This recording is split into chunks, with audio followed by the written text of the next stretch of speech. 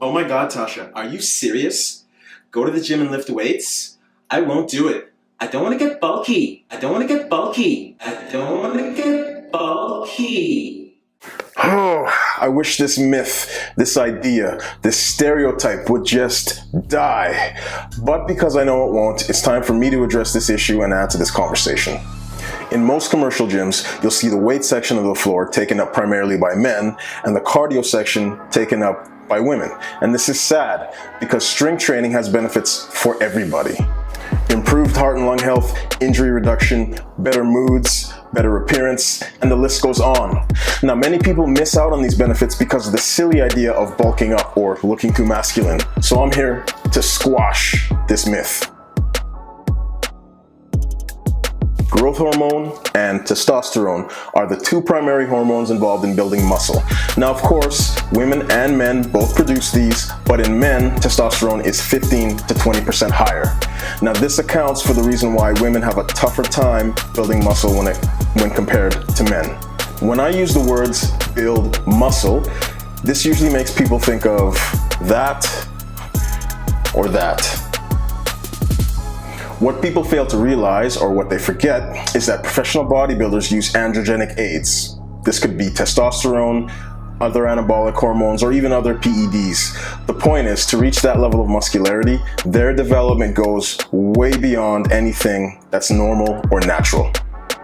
So, back to the stereotype of bulking up. With less natural testosterone than a man, and without the use of ergogenic aids, it's very unlikely that a woman will develop huge muscles just because she's lifting weights.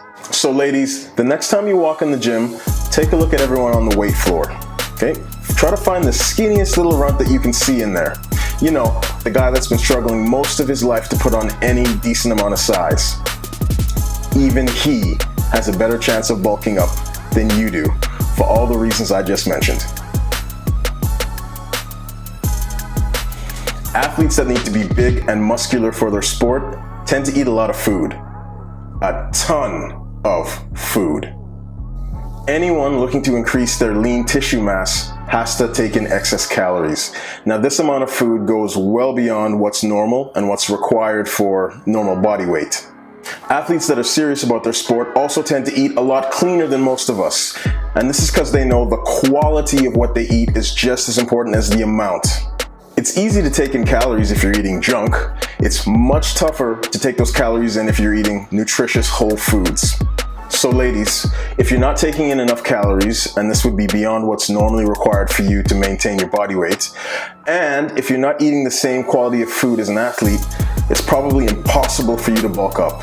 Even with a small caloric excess, you probably still have a tough time putting on lean muscle. This next one applies just as much to men as it does to women.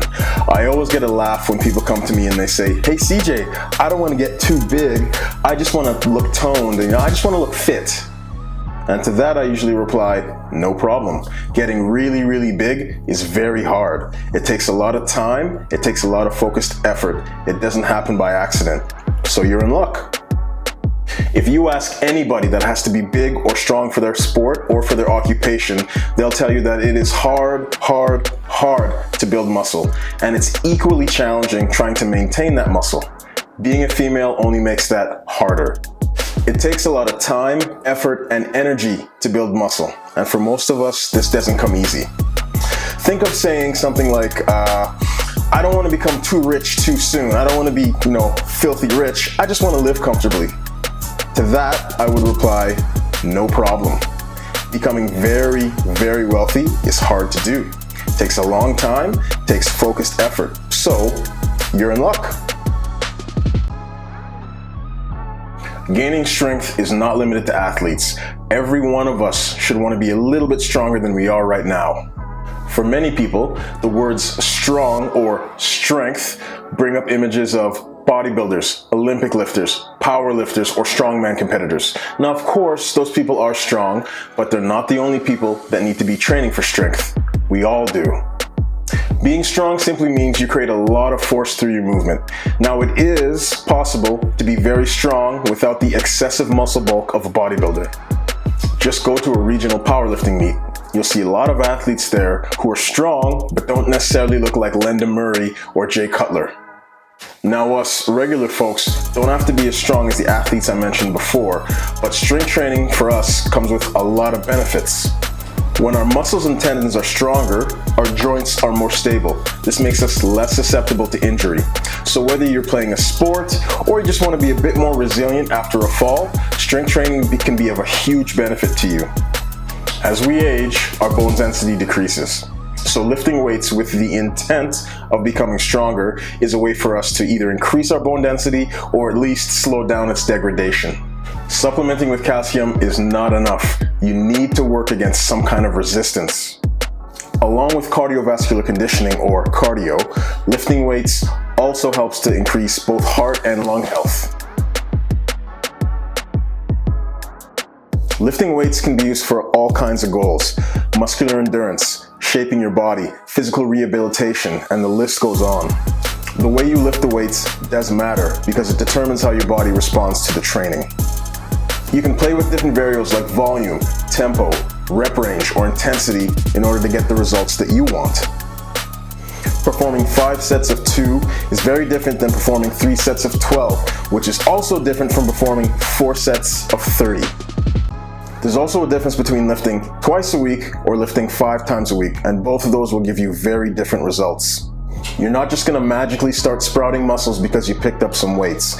And by the way, a well-rounded fitness program will have strength training, cardiovascular conditioning, and flexibility or joint mobility, and you need all 3 of those to really be fit. Last, but definitely not least, physical appearance.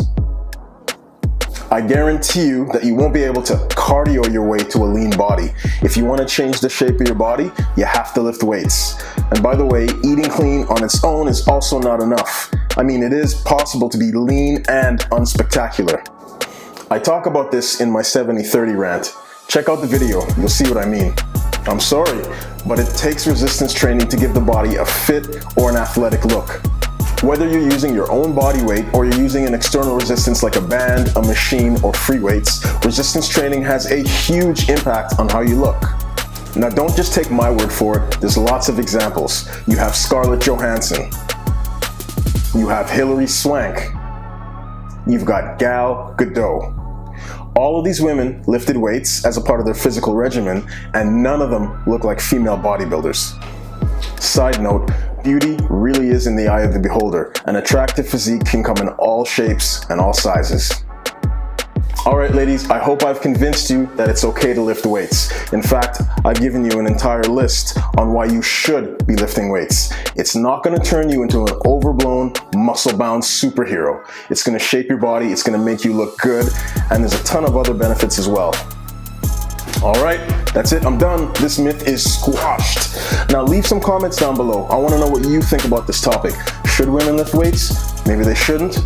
Tell me what you think. If you haven't subscribed to this channel, what is wrong with you? Hit the subscription button. You won't just see rants like this, you'll get videos on training, nutrition, and sleep, and health in general. I'll catch you on the next rant.